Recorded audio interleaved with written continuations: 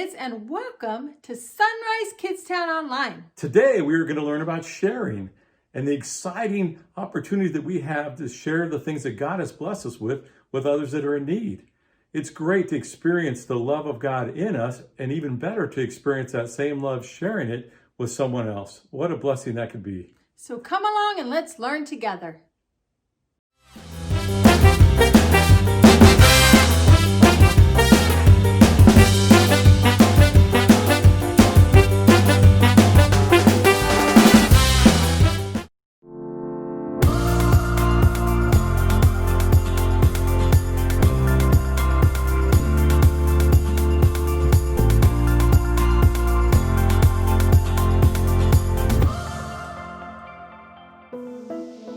Dear God, thank you for Boss. He was the only thing I wanted for Christmas. And when he came into the room with a bow on him, it was the best day of my life.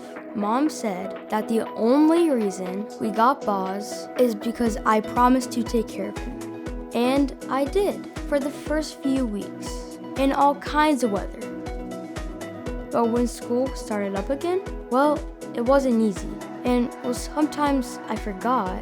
I'm not going to write it because, well, you know, it's just a lot tougher to take him for walks every single day. I wasn't doing what Mom trusted me to do. Then she helped me make a chart. It really helps to see what gets checked off every single day.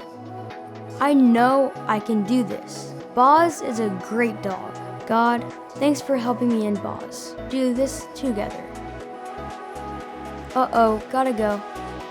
Read.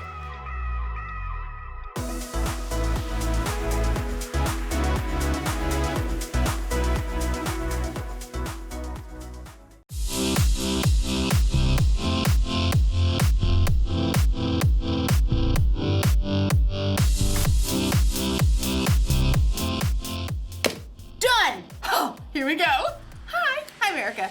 You ever play concentration? Or some people call it memory.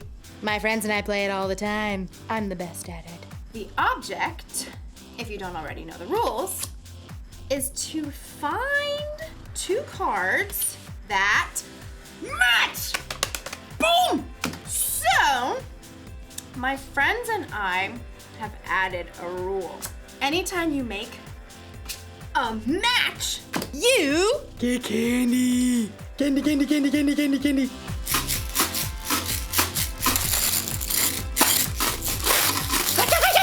What can I do? It's a rule, and rules are part of life. Yes! You've got to talk about rules when you're talking about responsibility. Responsibility is showing you can be trusted with what is expected of you. Of course, the rules don't say I have to eat candy every time I get a match. So, usually, I save it for later. This is what I've won so far. I mean, what can I say? I know how to pick them. My friends are like, you're too good at this game. Give us some candy. And I'm like, get your own. I might have a problem. No. Today's story is one that Jesus told about a man who had a little problem with sharing. Who knows what that's like? I'll see you in a bit. Bye.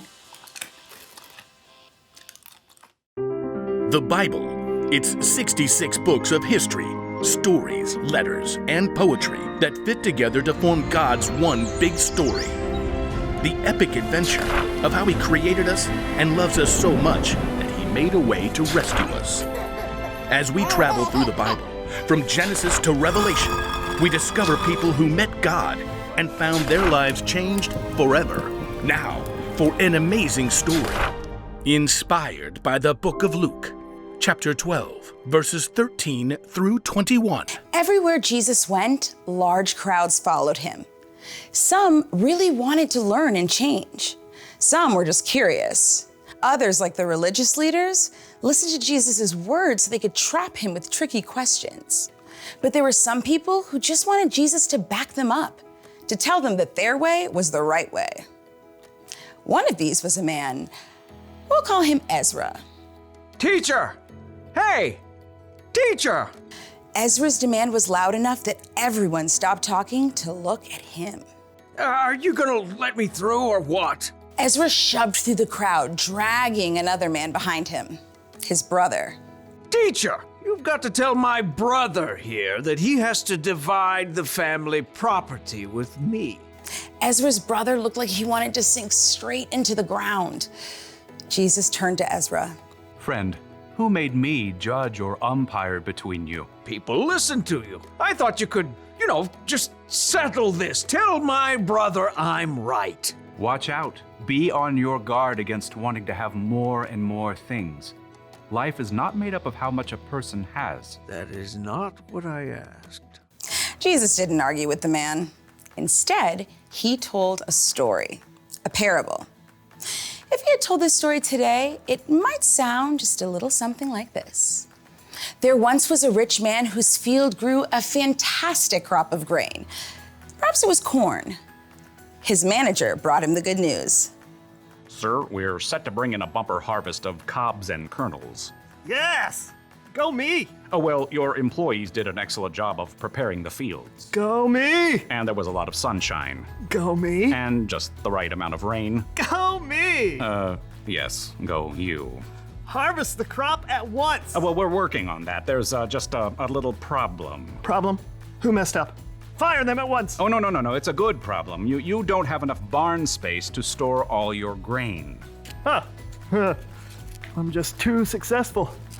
Go me. Well, I was thinking you could share some of the grain. Share it? Well, yes. Some extra bushels for your employees, maybe give some of it away, popcorn for all the kids in town, hold a cornbread festival for everyone. But it's all mine. Oh, yes. Yes, it is. I know. I'll tear down my barns and build bigger ones. Then I can store up all the extra grain for myself. Oh. See to it. I want those new barns up by the time the corn harvest is in. Yes, sir. The old barns were torn down and brand new, bigger barns were built. Perfection. Is the corn harvest complete? Yes, sir. All finished. Excellent. Have the men store it all in these new barns immediately. But they're so tired. I said immediately. Yes, sir. At last, the rich man's entire corn crop was stored in his shiny new barns. He settled back in a comfy deck chair and surveyed his property as the sun set. Go me! Self, you've done pretty well for yourself. You got grain stored away for a lot of years to come. He popped a gourmet corn chip into his mouth. Self, take it easy. Eat, drink, and live it up. You foolish man. The rich man nearly choked on his chip. Excuse me? The rich man looked around, but he could see no one. He was entirely alone. Oh, great. Is this supposed to be some God moment where I discover what I've been doing wrong? That's exactly what it was. You foolish man. Tonight I will take your life away from you. Then who will get what you have prepared for yourself? Could we come up with a different ending to this story? But there was no way out for the rich man. He had chosen to focus only on what he could keep for himself. Jesus wrapped up his parable by explaining. That is how it will be for whoever stores things away for themselves, but is not rich in the sight of God.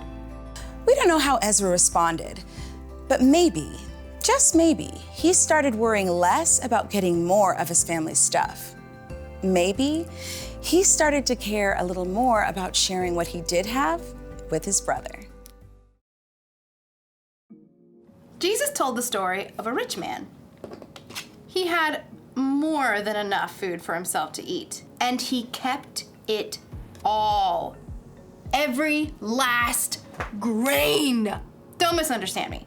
There's nothing wrong with saving. It's good to save your allowance money for that new toy you want. It's good to save candy for later instead of eating it all at once. But saving wasn't the problem with the rich man. No. His problem was his heart.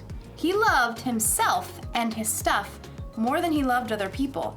And that's not good, because people are always more important than stuff. You see, I can't say that I'm a follower of Jesus if I'm going to be selfish with the things I have.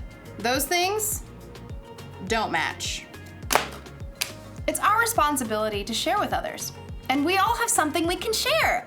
Maybe you have time to share, or money, or candy. You're going to have all kinds of chances in your life to share with someone who has less than you. Don't miss your chance. Here's a rule for life to remember today. Share what you have. I've got candy to share next time I see my friends. I've got clothes I don't wear anymore that I could donate. And I've got time if anyone wants to play concentration with me later. Although I warn you, I'm pretty much the best at it. See you next time. I'll save you some candy.